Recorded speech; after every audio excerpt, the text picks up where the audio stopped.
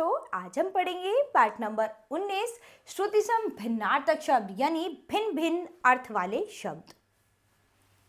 हिंदी भाषा में कुछ शब्द ऐसे भी होते हैं जो सुनने में एक जैसे प्रतीत होते हैं किंतु उनकी वर्तनी में और अर्थ में अंतर होता है। ऐसे शब्द श्रुतिसम भिन्नार्थक शब्द कहलाते हैं, जैसे कि नीर और नीड।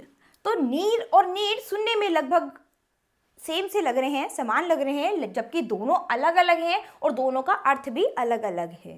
इसी तरह से जलद और जलज सुनने में लगभग समान लग रहे हैं, लेकिन दोनों अलग अलग हैं और दोनों का अर्थ भी अलग अलग है। तो सबसे पहले आपके पास है अनल। तो अनल का मतलब क्या है? अग्नि, और अनिल का मतलब है हवा। तो लगभग बोलने में और लिखने में ये समान होते हैं। अंश का मतलब होता है भाग और अंश का मतलब होता है कंधा।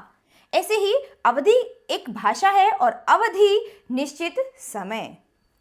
अंतर हृदय और अंदर भीतर, और तरफ और का मतलब होता है तथा। इसी तरह कर्म का मतलब है काम और क्रम का मतलब है सिलसिला। तो इस तरह ऐसे यहाँ पर बहुत सारे शब्द हैं जो लगभग लिखने में थोड़ा बहुत उनमें अंतर है और बोलने में भी थोड़ा बहुत अंतर है, लेकिन उनके अर्थ अलग अलग हैं।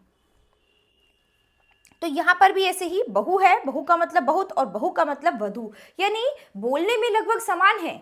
बोलोगे तो आप समान ध्वनि निकलती है, लेकिन लिखने में थोड़ा बहुत अंतर होता है और बोलने में भी थोड़ा बहुत अंतर होता है, जबकि दोनों के अर्थ अलग अलग होते हैं। ठीक है, तो इन्हें आप अभ्यास में सभी को पढ़ेंगे और इनको याद करेंगे। तो बच्चों, ये पाठ हमारा यहीं खत्म होता है। अब हम अपनी नई क्लास में मिलेंगे अपने नए पाठ के साथ। धन्यवाद।